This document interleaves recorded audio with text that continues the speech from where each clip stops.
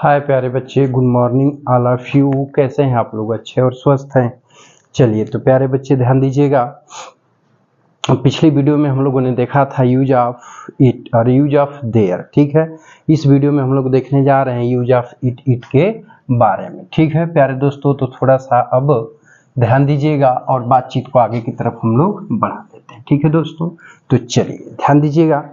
तो सबसे पहले तो हेडिंग बनेगी यूज ऑफ इट का प्रयोग। ठीक है, यूज ऑफ इट का प्रयोग। ठीक है, हाँ, देखिए दोस्तों, तो अब यदि हम लोग बातचीत इट के बारे में करते हैं तो दोस्तों सर्वप्रथम तो इट का प्रयोग हमारे इंग्लिश में दो स्थानों पर देखने को मिलता है। ठीक है, इट का प्रयोग दो स्थानों पर स्वभावतः देखने को जो है कि मिलता है। ठीक है, एक इट का यूज तो आता है आपका पर्सनल प्रोनाउन के रूप में, पर्सनल प्रोनाउन के रूप में। ठीक है दोस्तों, पर्सनल प्रोनाउन के रूप में पहला यूज इसका आता है। ठीक है, बात समझ में आ रही है। दूसरा आता है इसका न्यूट्रल इट के रूप में, न्यूट्रल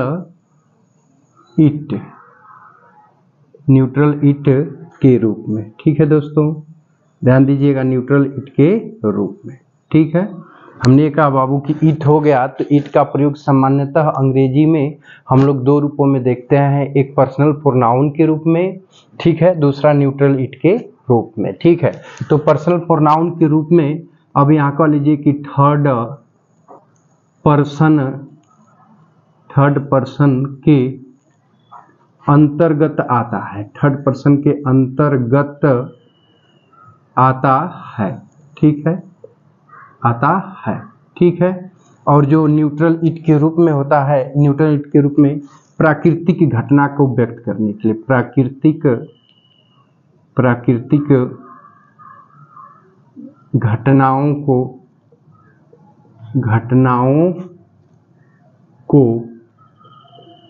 व्यक्त करने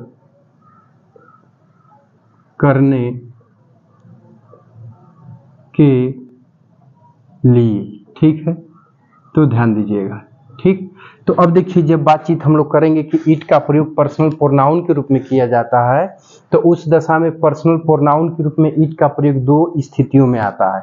एक तो सब्जेक्टिव केस में आता है। ठीक है, ठीक है, अब देखिए, तो अब पर्सनल प्रोनाउन की बात हम लोग पहले करते हैं, तो ध्यान दीजिएगा। अब दूसरा पॉइंट बनेगा पर्सनल प्रोनाउन। ठीक है, पर्सनल प्रोनाउन। ठीक है, पर्सनल प्रोनाउन के रूप में जब इट आएगा तो थोड़ा सा इसमें हम लोग समझते हैं चीजों को। देखिए, ठीक है, तो जब पर्सनल प्रोनाउन के रूप में प्यारे दोस्तों इट आएगा तो इसका प्रयोग सब्जेक्टिव केस, ऑब्जेक्टिव केस दो स्थितियों में किया जाता है। ठीक है, पर्सनल प्रोनाउन के रूप में इसका प्रयोग दो स्थितियों में किया जाता है। ठीक है, पहला स्थिति बनता है सब्जेक्टिव केस। पहला क्या बनता है? Subjective case. ठीक है, पहली स्थिति में इसका प्रयोग आता है सब्जेक्टिव केस में, और दूसरी स्थिति में इसका यूज आता है ऑब्जेक्टिव केस में। किस में आता है? ऑब्जेक्टिव केस में। ठीक है, सब्जेक्टिव केस का मतलब आप लोग जानते ही हैं कि कर्ता कारक होता है, और ऑब्जेक्टिव केस का मतलब कर्म कारक होता है। तो सब्जेक्टिव केस के रूप में जब इट को आप लाएंगे, ध्यान दीजिएगा, इट को जब आप लाएंगे तो इट का शाब्दिक अर्थ वहाँ क्या होता है? तो होता है यह कामा वह कामा इसने, ठीक है, कामा उसने।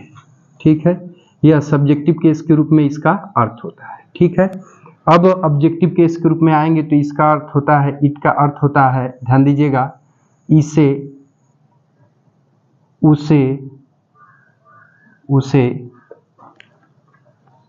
ठीक है, इसे, उसे, इसने,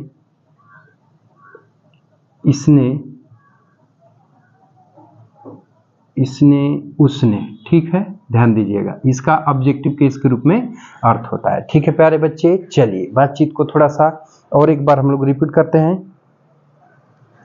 देखिए, कभी कभी ये जो हमारा होता है प्यारे दोस्तों, ये जो ऑब्जेक्टिव केस के रूप में आता है तो इसने उसने के रूप में तो करता ही है, कभी कभी इसको उसको के रूप में भी कर देता है। तो आप चाहें तो यहाँ ये लिख सकते हैं नीचे, और इसको कामा उसको, ये चलिए इसी को हटा के लिख देते हैं। चलिए ध्यान दीजिए, सीधा सीधा इसको कामा उसको, ठीक है, इस अर्थ के रूप में इसका इस्तेमाल किया जाता है। ठीक है प्यारे दोस्तों, चलिए तो देखिए जो इट होता है बाबू, इंग्लिश ग्रामर में इसका प्रयोग हम दो स्थानों पर देखते हैं। एक पर्सनल प्रोनाउन के रूप में थर्ड पर्सन के अंतर्गत आता है, ठीक है। दूसरा होता है कि न्यूट्रल इट के रूप में प्राकृतिक घटनाओं को व्यक्त करने के लिए, ठीक है। अब सबसे पहले हम लोग देखते हैं पर्सनल प्रोनाउन के रूप में। तो पर्सनल प्रोनाउन के रूप में इट का प्रयोग प्यारे बच्चे सब्जेक्टिव केस और ऑब्जेक्टिव केस के रूप में किया जाता है। तो सब्जेक्टिव केस का मतलब कि इट का अर्थ यह, वह, इसने, उसने निकाला जाएगा। और जब यदि ऑब्जेक्टिव केस में इसका हम इस्तेमाल करेंगे तो इट का प्रयोग इसे, उसे, इसको, उसको निकाला जाएगा। ठीक है प्यारे दोस्तों, चलिए तो अब बातचीत थोड़ा सा हम आगे बढ़ाते हैं और भी बिंदुओं को यहाँ पर देखने और समझने की हम लोग कोशिश करते हैं। ठीक है दोस्तों, चलिए ध्यान दीजिएगा। चलिए देखिए, तो बातचीत को आगे बढ़ाएंगे प्यारे दोस्तों।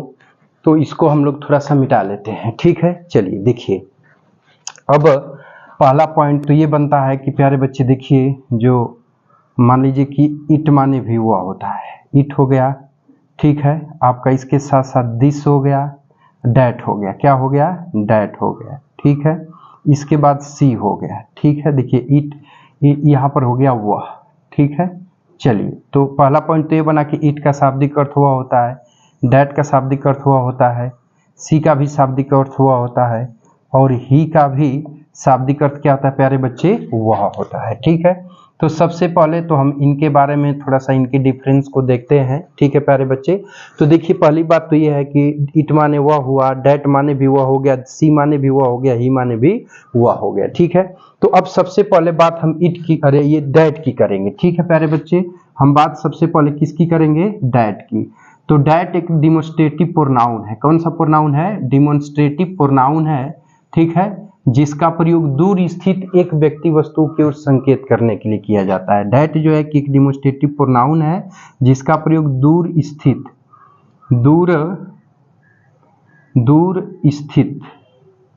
ठीक है, दूर स्थित व्यक्ति वस्तु के लिए किया जाता है, दूर स्थित व्यक्ति वस्तु के लिए किया जाता है, ठीक है, व्यक्ति वस्तु के लिए किया जाता है, ठीक है, व्यक्ति वस्तु के लिए, ठीक है। अब इसके बाद आ जाइए सी में, ध्यान दीजिएगा सी में। तो सी एक प्रकार का क्या है, पर्सनल प्रोनाउन है। क्या है प्यारे बच्चे, पर्सनल प्रोनाउन है जिसका प्रयोग सिंगुलर फेमिनाइन जेंडर के लिए किया जाता है, ठीक है, सिंगुलर फेमिनाइन जेंडर के लिए किया जाता है, ठीक है प्यारे बच्चे, समझ पा रहे हैं ना, फेमिनाइन जेंडर के लिए किया जाता है, ठीक है। अब रही बात ही की, तो ही को भी आप समझ ही रहे हैं कि ये भी थर्ड पर्सन के अंतर्गत आता है, ठीक है, और ये भी थर्ड पर्सन के अंतर्गत पर्सनल प्रोनाउन के अंतर्गत आता है। बात समझ पा रहे हैं ना। अब इसका प्रयोग जो है कि सिंगुलर मैस्कुलिन जेंडर के लिए किया जाता है। किसके लिए किया जाता है, तो सिंगुलर मैस्कुलिन जेंडर, मैस्कुलाइन भी बोलते हैं, मैस्कुलिन जेंडर के अंतर्गत किया जाता है, ठीक है प्यारे बच्चे, ध्यान से समझिएगा, ठीक है।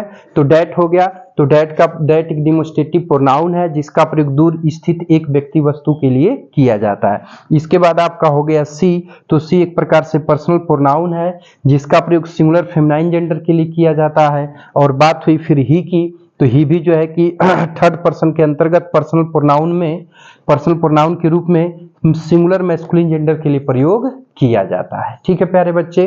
तो अब रही बात, अब आते हैं इट के ऊपर, ठीक है। तो इट का यूज दो रूपों में यहाँ देख ही रहे हैं, पर्सनल प्रोनाउन के रूप में और न्यूट्रल इट के रूप में, ठीक है। तो अब थोड़ा सा और इस चीज को मैं मिटाता हूँ तो बातचीत आगे की तरफ बढ़ाता हूँ, ठीक है प्यारे दोस्तों। तो उम्मीद करता हूँ कि आप इसको नोट कर चुके होंगे, नोट कर लिए है ना। तो चलिए बातचीत को आगे बढ़ाते हैं, थोड़ा सा आज का लेक्चर लंबा हो जाएगा, ठीक है।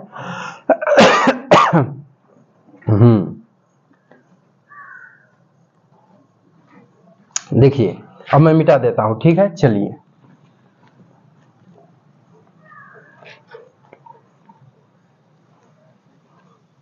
तो देखिए अब यहां हम लोग ये समझने जा रहे हैं कि आखिरकार ही माने भी हुआ, डैट माने भी हुआ होता है, इट माने भी हुआ होता है, ठीक है।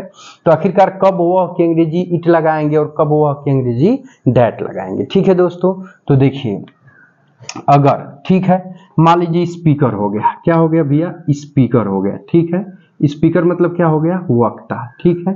अब स्पीकर मतलब जो बोल रहा होता है, जैसे इस टाइम कौन बोल रहा है, मैं बोल रहा हूं तो मैं स्पीकर हो गया, ठीक है। अगर कोई व्यक्ति या वस्तु है, कोई व्यक्ति या वस्तु है, ठीक है, ध्यान दीजिएगा, स्पीकर के सामने उपस्थित है, ठीक है। स्पीकर के सामने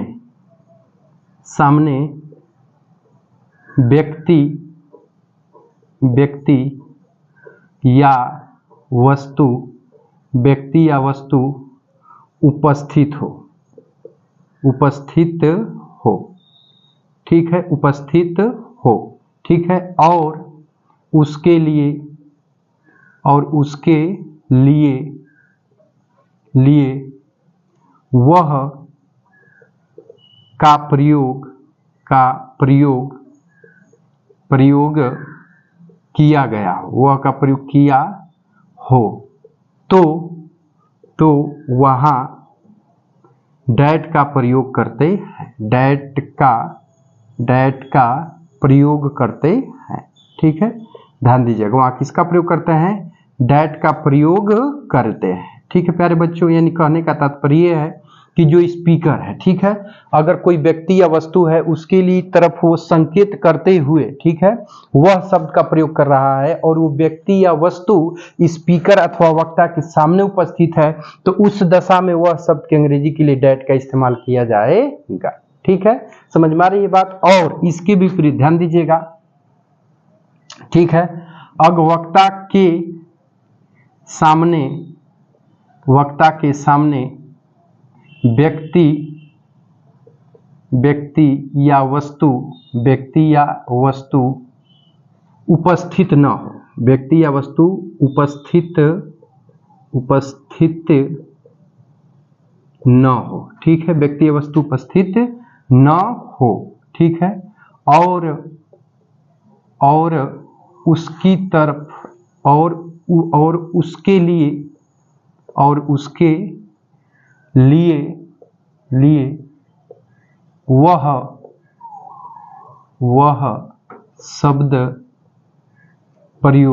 वह शब्द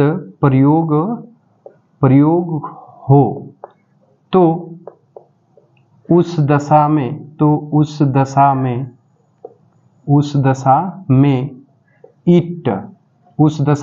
इट क्या, कौन सा वर्ड प्यारे बच्चे, इट का प्रयोग किया जाता है, इट का प्रयोग किया जाता है, ठीक है। बातचीत समझ में आ रही है। ये हम लोग देखिए कह रहा है कि स्पीकर के सामने, ठीक है, अगर कोई व्यक्ति या वस्तु है और उस व्यक्ति वस्तु के लिए वह शब्द का प्रयोग कर रहा है और वो व्यक्ति वस्तु सामने उपस्थित हो, तो वहां पर वह की अंग्रेजी हम क्या लगाएंगे, तो डैट लगाएंगे। यदि स्पीकर के सामने वो व्यक्ति वस्तु हो ही ना और उसके लिए बार बार वह शब्द का प्रयोग कर रहा हो, वह शब्द का वो क्या कर रहा हो, इस्तेमाल कर रहा हो, तो उस दशा में, ठीक है, वह की अंग्रेजी के लिए हम किसका प्रयोग करेंगे, इट का करेंगे। यदि इस दशा में आप संकेत कर ही नहीं पाएंगे, इशारा कर ही नहीं पाएंगे, और जब व्यक्ति और वस्तु आपके सामने रहेगा तो उस व्यक्ति वस्तु की तरफ हम संकेत या इशारा कर सकते हैं, तो उस दशा में डैट लगेगा वह की अंग्रेजी। और वो व्यक्ति या वस्तु उसके सामने नहीं होगा तो उस दशा में वह की अंग्रेजी के लिए इट का इस्तेमाल किया जाएगा। और सेम यही थाट होता है दिस की केस में भी, कि अगर व्यक्ति वस्तु सामने रहेगी, ठीक है, तो यह वह उसके लिए इस्तेमाल किया है तो दिस डैट लग जाएगा, और वह चाहे यह का इस्तेमाल किया है, सामने है ही नहीं, उपस्थित ही नहीं, उसकी तरफ हम संकेत नहीं कर सकते हैं, तो उस दशा में यह वह की अंग्रेजी क्या लगेगी, तो इट लगेगी, ठीक है प्यारे दोस्तों। चलिए इतना नोट कीजिए, तो फिर बातचीत को आगे की तरफ हम लोग बढ़ाते हैं, ठीक है।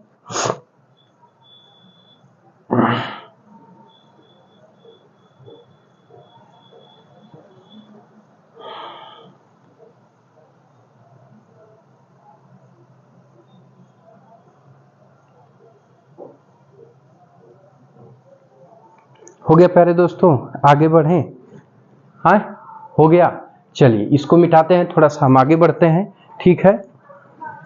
चलिए आगे बढ़ेंगे तो ध्यान दीजिएगा, अब आगे बढ़ेंगे तो थोड़ा सा यूज ऑफ इट में देखिए, यूज ऑफ इट में पर्सनल प्रोनाउन के ही रूप में हम देख रहे हैं, ठीक है। तो इट के कुछ ऐसे भी प्रयोग हैं, ठीक है प्यारे दोस्तों, जहाँ पर विशेष प्रयोग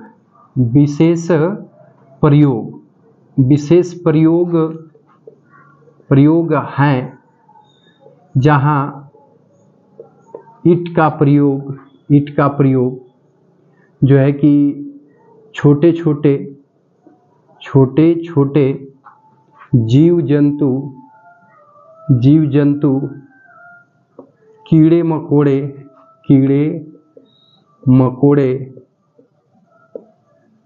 कामा पेड़ पौधे, ठीक है। देखिए कह रहा है कि ईंट का विशेष प्रयोग है, जहां ईंट का प्रयोग छोटे छोटे जीव जंतु कीड़े मकोड़े पेड़ पौधे छोटे छोटे बच्चों और कभी कभी पूर्ण वयस्क व्यक्तियों के लिए भी किया जाता है, ठीक है प्यारे दोस्तों। पूर्ण वयस्क व्यक्तियों के लिए भी किया जाता, कीड़े मकोड़े छोटे छोटे जीव जंतु कीड़े मकोड़े पेड़ पौधे बच्चे कभी कभी पूर्ण वयस्क वस्तुओं के लिए और निर्जीव वस्तुओं के लिए